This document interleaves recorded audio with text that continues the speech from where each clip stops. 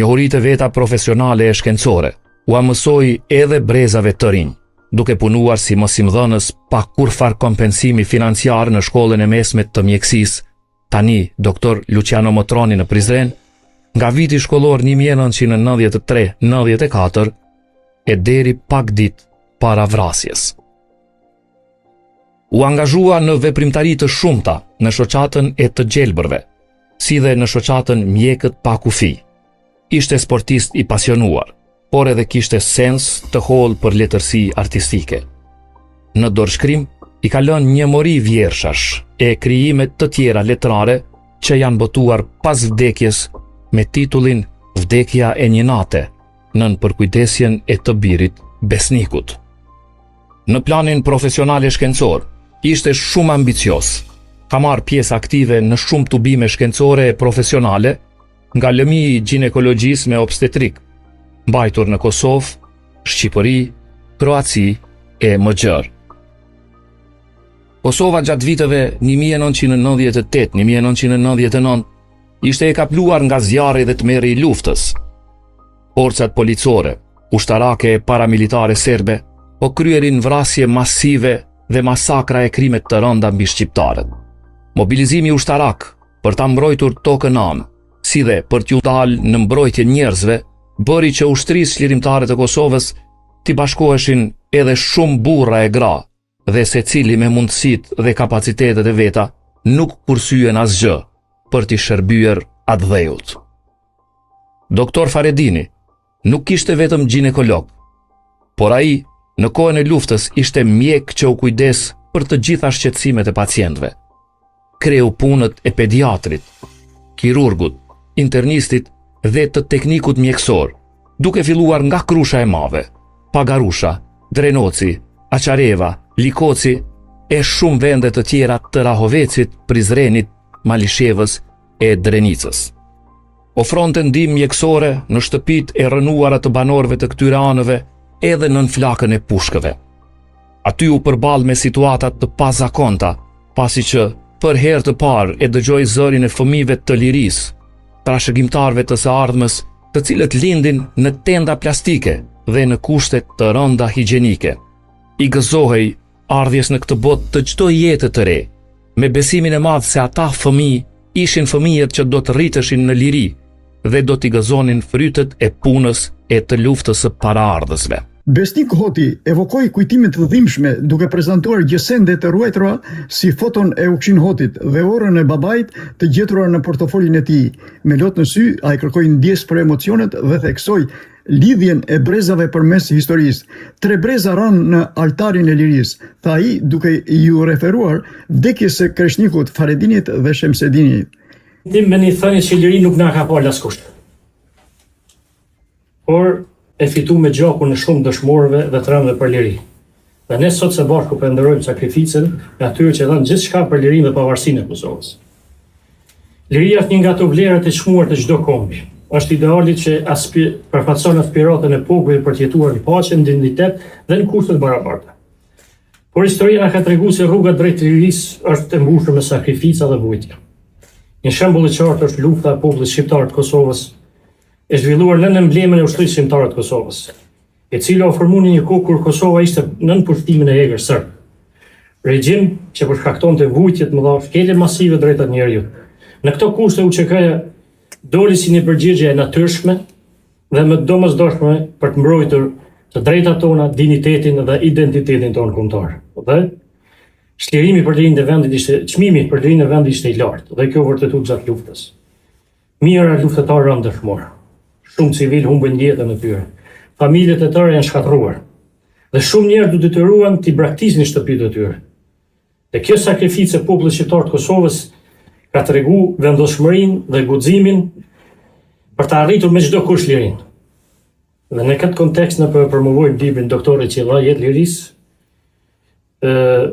një homazh për doktor Faredinin, njëri nga dëshmorët tanë, ai jo vetëm që ishte mjek i shkëlqyer, por gjithmonë ishte edhe një luftëtar i pahepër për liri dhe drejtësi. Historia e doktorit natyrisht është e lidhur me historinë e Krushës së Madhe. Krushja është dëshmitare e përballjes së një populli me një forcë egër barbare kushtues të serbëve që nuk kishte asnjë lloj përfile për jetët njerëzore. Kryshtian përjetuan gjenocid, dhe ky gjenocid që ende nuk është ndëshku, dihet kush e planifikoi, organizoi dhe ekzekutoi. A do të ketë ndonjëherë drejtësi për Krushën e Madhe? Këto nuk mund ta them me saksi, por hakmarrja më e mirë në këtë rast do të ishte drejtësia. Dhe i herë ju faleminderit për pjesëmarrjen, faleminderit ambasador. Hoti ndau certifikata mirinjoje për ambasadorin Reka dhe Joze Përcollaj për mbështetjen financiare. Në shehemi njohje për kontributin e dhënë në organizimin e promovimit të librit dedikuar dëshmorit të kombit Dr. Fradinoti me titullin Dëshmori që i dha jetë lirisë.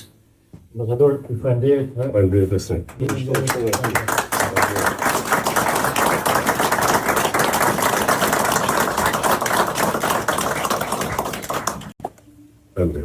Ite kur e kam diskutuar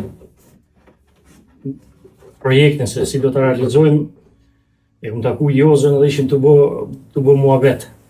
Po tha ka una financiare se që just t'ja bëjsh hajtë, se gjinën rrugët para tash, nuk është problemi. Vetëm ai akti i tij që i nxjerr një shumë parë edhe shumë tavolin, pa ja kërku. Pa i thënë Gjon. Mboni domthon për veti dhe sot do ta nderoj edhe Joze Pecollën që ka dhënë një kontribut financiar për monografinë.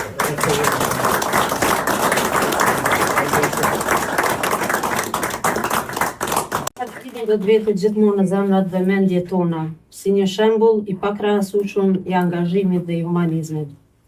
Çfarë do që themi për të do të jetë e pamjaftueshme dhe asnjëherë nuk do të mund të gjejmë fjalët e duhura për ta përshkruar personalitetin e tij shumë dimensional. Jeta dhe vepra e tij duhet të shërbejë si shëmbulltyr për të gjithë punëtorët shëndetësor, sepse në veprën që na la trashëgim, na la edhe një mesazh se si duhet të punojmë, luftojmë e përpiqemi për të mirën e përgjithshme. Ju faleminderit të gjithëve për pjesëmarrjen dhe durimin. Në fjalën e rastit në këtë promovim, Diamant Hysenaj, një sipërmarrës nga Gjakova dhe kandidat për në Kongresin Amerikan, e quajti ngjarjen frymëzuese. Frymëzimi buron nga besimi në kaos të madh, tha ai, duke lidhur sakrificën e Dr. Hotit me përpjekjen për përfaqësimin shqiptar në Washington.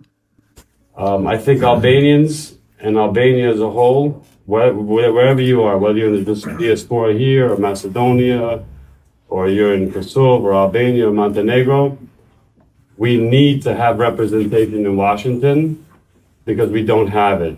And the time is very desperate for our future, and to tell stories like what your father's been through. And Ambassador, your run for president of North Macedonia was inspirational. I'm sure they told you don't do it too when you tried to do it. But it's really important that we bridge a gap between our older generation, my father's generation, and then the younger generation. And I'm trying to build that bridge for us. I want to go to Washington and I want to represent the Albanian community. We are one of the most beautiful and successful communities in the country. There's a couple of 100,000 of us in the Northeast. We are doctors, we are lawyers. We're no longer just pizza men and workers in buildings. We just don't own the buildings now, we also build them. I looked at the problem what we have as a community as Albanians, and the problem we have is we don't have a voice in Washington.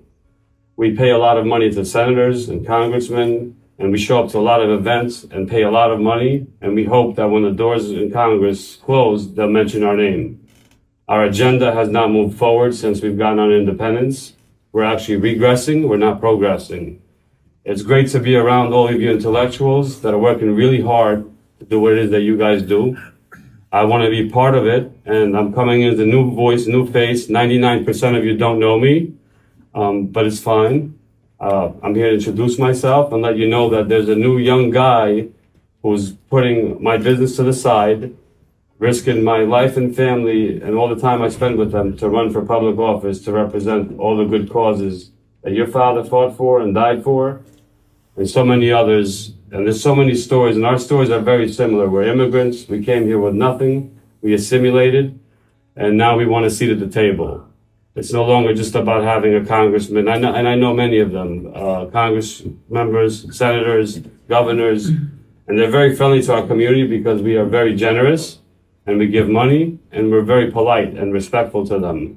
I've been to town halls where they get yelled at and screamed at, and anytime they meet with our community, We give them food, we open our doors to them, and we're very kind to them. And the reason I'm here is to say hello. It was really inspirational to hear your story. I didn't know it in the details that you were explaining it, and you're very brave to tell it.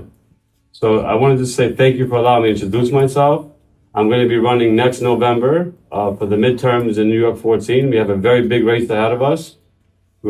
I had the campaign started in February 28th of this year, so I started very early. We built a really good ground game and infrastructure. Most of you know, she's sitting there. I want to shout her out. Yes. Anna Moni. Libri monografik doktori që i dha jetë lirisë me autor Besnik Hotin, ashtu si në Prishtinë e Kroaci, erdhi me promovimin në New York, teksa solli historinë prekse të humbjes së babait të një adoleshentit në atë kohë, që sot ka shkruar këtë libër, që është edhe një apel për drejtësinë për Krushën e Madhe dhe Kosovën e lirë. Monografia doktori që i dha jetë lirisë me autor Besnik Hotin nuk është vetëm homazh, por është dëshmi e gjallë se liria lind nga sakrifica njerëzore.